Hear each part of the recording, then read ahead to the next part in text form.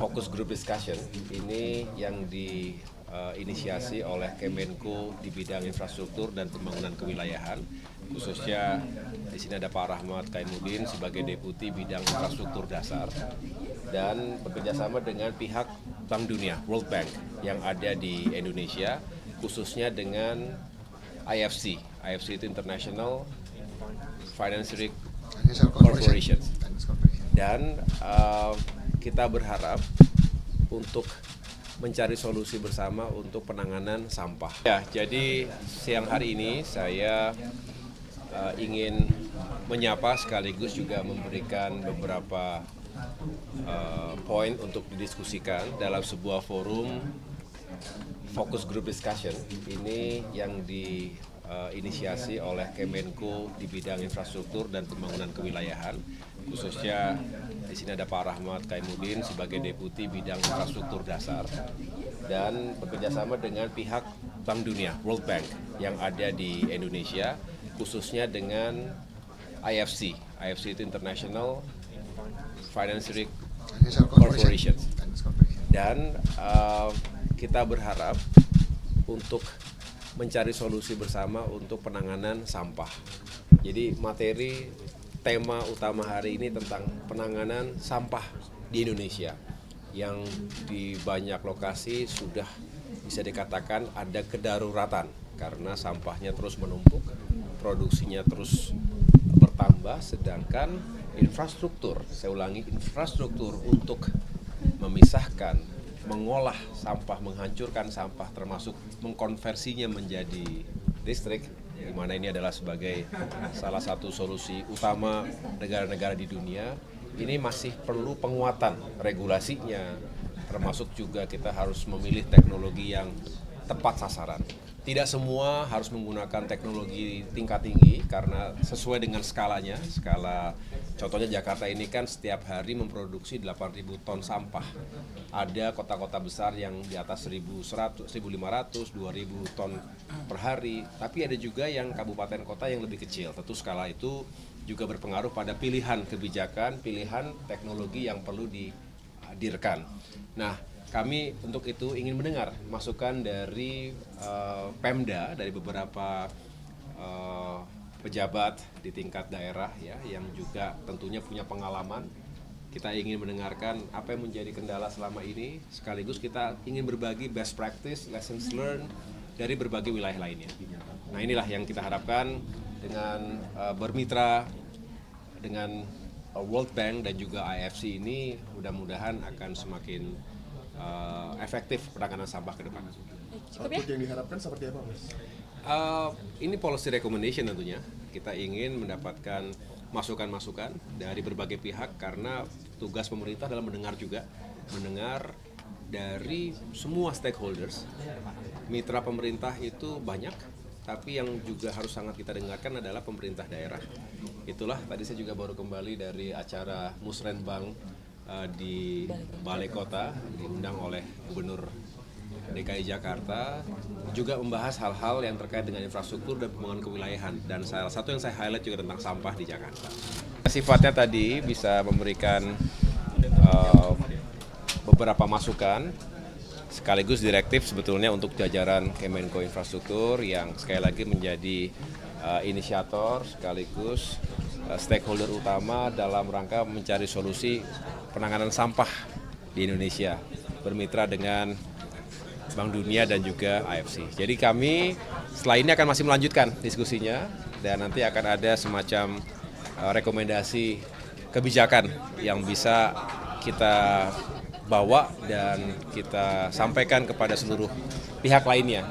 Jadi menurut saya diskusi semacam ini penting karena setiap daerah itu punya keunikan termasuk permasalahan dan potensi yang berbeda-beda sehingga kita berharap nanti ketika merumuskan kebijakan yang berlaku secara nasional itu sudah mengakomodasi berbagai kepentingan, berbagai aspirasi atau concern dari teman-teman di daerah. Begitu.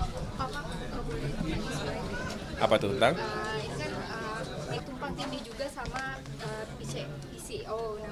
Tanggapan Bapak gimana?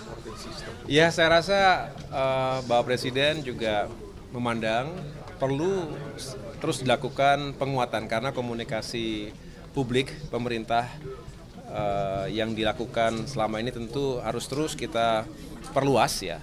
Kami sendiri juga menyambut baik jika ada penguatan-penguatan komunikasi untuk menjelaskan berbagai kebijakan dan masyarakat tentunya juga bisa mendengarkan itu dari berbagai sumber yang juga kredibel dan bisa dijadikan referensi.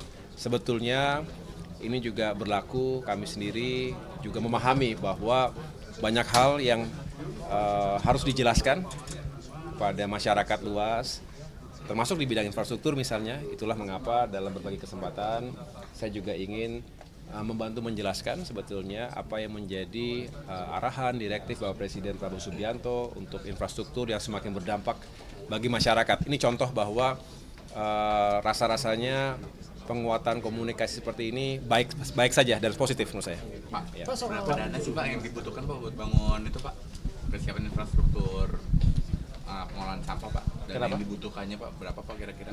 Iya, ini nanti pada saat akan kita jelaskan, kami akan menghitung dengan baik ya, Kementerian Pekerjaan Umum juga terus menghitung sekali lagi sesuai dengan skala yang dibutuhkan. Penanganan sampah ini tentunya mencakup berbagai aspek ya, karena kita bicara kalau berbicara sampah itu dari hulu ke hilir. Jadi ada nanti tempat pembuangan sampah sementaranya, tempat pembuangan akhir, dan ingat sebisa mungkin kita ini mengurangi sampah, tapi setelah itu juga memilah sampah. Ini juga penting karena semua teknologi itu juga diharapkan akan lebih tepat sasaran kalau juga ada proses pemilahannya lebih dahulu dengan baik, kemudian diolah, sebagian hancur betul habis, ada sisanya sedikit, dan kemudian bisa digunakan untuk yang lainnya. Dan itu semua sekali lagi ada beberapa opsi dan sedang dihitung dengan baik semuanya. Nanti pada saatnya bisa kita jelaskan. Pak, soal Bandara Kertajati kan kemarin untuk MRO helikopter, nah ini mungkin nggak sih Pak buat MRO maskapai yang lain kayak Garuda atau Cathay Pacific dan perekonomiannya ini gimana Pak? Baik, terima kasih. Jadi kemarin benar saya bersama Menteri Bappenas dan juga Menteri Perhubungan beserta jajaran pemerintah Provinsi Jawa Barat, khususnya Kabupaten Majalengka dan termasuk para pengelola bandara ya, Bandar Udara Internasional Jawa Barat, dan juga GMF, Garuda Maintenance Facilities, yang kita harapkan akan menjalin kerjasama yang konkret untuk menghadirkan fasilitas MRO, Maintenance, Repair and Overhaul. Memang tahap pertama ini untuk rotary wing untuk helikopter, tetapi ke depan harapannya bisa untuk pesawat-pesawat yang lain. Jadi ini akan terus berkembang. Harapannya adalah Kertajati selain kita ingin menghidupkan bandara tersebut ya untuk penumpang datang dan pergi, tapi juga ingin mengembangkan kawasan rebana itu Cirebon dan sekitarnya termasuk Patimban dan wilayah Kertajati itu sendiri untuk bisa menjadi salah satu Aerocity atau sebuah kawasan kedirgantaraan. Kontribusi industri kedirgantaraan itu sekitar 4,6% terhadap PDB nasional.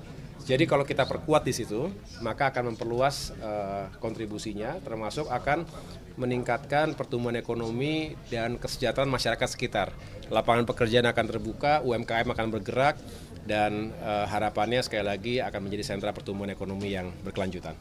Cukup ya? Terima kasih ya. Rencana jalur kereta